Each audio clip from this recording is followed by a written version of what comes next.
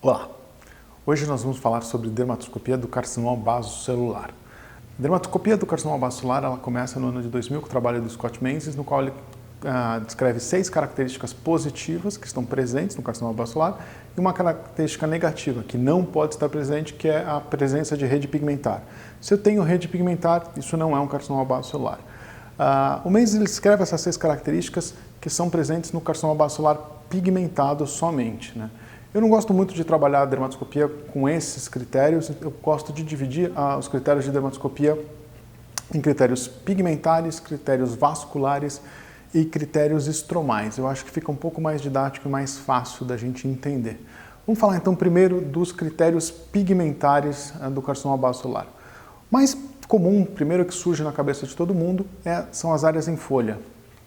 As áreas em folha são essas estruturas bulbosas, meio espiculadas por vezes, de coloração entre marrom e cinza azulado, né, que formam essas figuras lembrando uma folha de bordo, como foi descrito inicialmente, como a gente pode ver aqui na figura, essas áreas mais acastanhadas, lembrando uma folha, a folha maple leaf, a folha de bordo, né.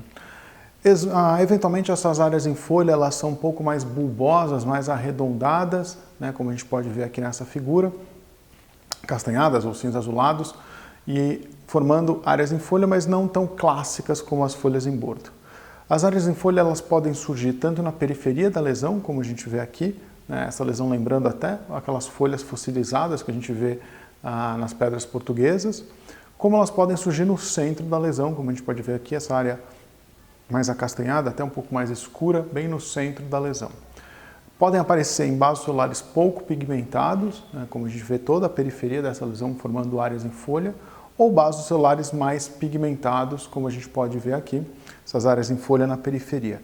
E dos problemas é que quando essa área em folha está presente na periferia da lesão e tem esse aspecto mais digitiforme, como a gente pode ver aqui, isso pode confundir com pseudópodes.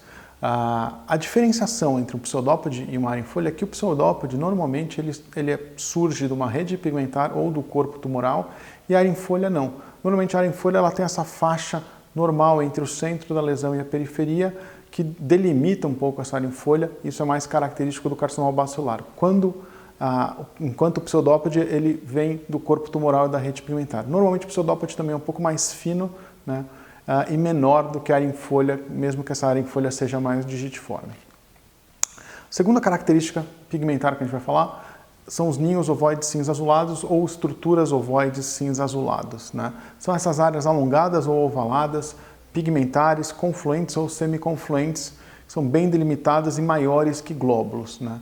E normalmente elas não estão conectadas ao corpo do tumor. Aqui a gente pode ver bem isso, são essas estruturas ovaladas, cinza azuladas, não conectadas ao corpo do tumor e lembrando esses grãos de café que têm a mesma coloração e agrupadas. Por que ninho ovoide? Porque são estruturas ovaladas que se agrupam num ninho, né? Eventualmente a gente vai ver uma estrutura ovalada que não está agrupada, então a gente pode chamar tanto de ninho ovoide como de estrutura ovoide cinza azulada, né? Aqui a gente vê um outro exemplo, essas estruturas ovoides um pouco menores, mas ainda assim maiores que glóbulos, né? Dispersas ao longo da lesão e agrupadas, né, formando esses ninhos.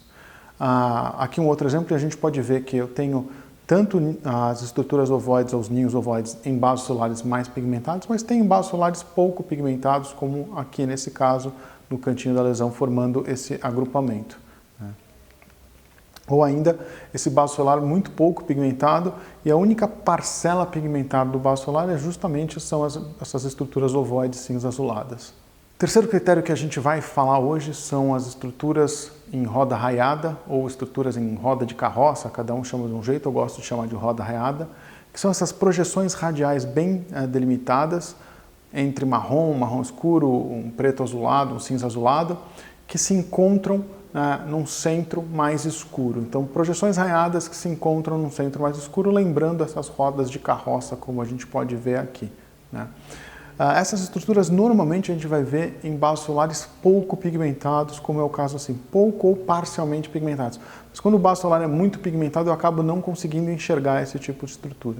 Então a gente vê aqui essa estrutura raiada se encontrando num centro mais pigmentado. Aqui novamente essas estruturas raiada se encontrando num centro mais pigmentado, estruturas mais acastanhadas, e mostrando que é um baso parcialmente ou pouco pigmentado. E aqui a gente já vê o nosso quarto critério diagnóstico, que são as estruturas concêntricas, né? O que são estruturas concêntricas? São estruturas arredondadas ou ovaladas de coloração que varia entre um marrom claro, um marrom escuro, um cinza azulado, com a área central um pouco mais escura, né? Lembrando um plasmócito, eventualmente um ovo frito, né? Então você tem um círculo dentro de um círculo e o círculo central é um pouco mais escuro. A gente pode ver aqui, círculo externo um pouco mais acastanhado, círculo central mais escuro, mas um círculo dentro de um círculo, lembrando um pouquinho um plasmócito, né? Aqui um outro exemplo que a gente pode ver essa estrutura ovalada um pouco mais clara e o centro um pouco mais escuro e novamente um baso solar pouco pigmentado. Então, tanto estruturas concêntricas quanto as estruturas em roda raiada, elas estão presentes em basos solares pouco pigmentados, né? Os múltiplos glóbulos cinza azulados, né? Isso foi descrito pelo Menzies no trabalho original e ele fazia a distinção entre glóbulos cinza azulados e pontos cinza azulados, né? O que são os glóbulos cinza azulados? São essas pequenas estruturas circulares, às vezes um pouco mais ovaladas, normalmente arredondadas, de coloração cinza azulada, que se diferenciam dos pontos, que são estruturas menores. Por que o Menzies faz essa diferenciação entre glóbulo cinza azulado e ponto? Porque o ponto cinza azulado ele é a tradução dermatoscópica dos melanófagos, né? É a presença de melanófagos, e que não necessariamente descrevem um carcinoma basocelular. Então aqui a gente vê um exemplo, esses múltiplos glóbulos de coloração cinza azulados dispersos de forma relativamente homogênea pela lesão, lembrando que novamente, assim como nas estruturas concêntricas ou nas estruturas em raio de roda, essa estrutura a gente vê em basos celulares pouco pigmentados, vê em basos celulares relativamente pigmentados e com muito cuidado a gente vai poder ver em baso celular muito pigmentado. Aqui a gente vê um outro exemplo, uma lesão já mais pigmentada, mas na área um pouco menos pigmentada eu consigo identificar bem esses múltiplos glóbulos cinza azulados, né? E aqui um exemplo um pouco mais pigmentado, que se a gente vai olhar com bastante cuidado, a gente consegue enxergar esses mesmos glóbulos cinza azulados, mas a gente percebe que quanto mais pigmentação, mais difícil fica de evidenciar essa estrutura dermatoscópica, e às vezes num baso solar muito pigmentado ela pode não estar tão visível assim, né? Aqui um outro exemplo que a gente vê os múltiplos glóbulos cinza azulados, aqui apontados pela seta, mas a gente vê também lesões menores, estruturas menores, que seriam os pontos cinza azulados, né? Por mais que o Menzies tenha diferenciado glóbulos de pontos, alguns outros autores colocam os pontos cinza azulados como uma estrutura que vai, na verdade, crescer e virar os glóbulos cinza azulados, e esses pontos cinza azulados, se eles estiverem em foco ou de forma bem nítida, né, eles são válidos para pensar no diagnóstico de carcinoma basocelular.